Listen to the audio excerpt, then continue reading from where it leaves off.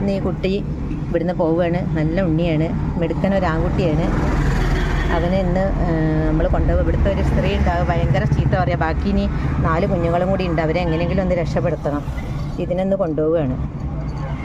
ടാറ്റാ ഒന്ന് അമ്മയ്ക്ക് ഒരു ഉമ്മ കൊടുക്കാൻ പോലും സമയം ഉണ്ടായില്ല. ഒന്നിനും ആ സ്ത്രീ സമ്മതിക്കില്ല. ഈ ഉണ്ണിയാള് പാപ്പ കച്ചോളി, നല്ലോ പാപ്പ കച്ചോളി. അമ്മ ചണ്ടിട്ടുണ്ടല്ലോ ഉമ്പയ്യേ.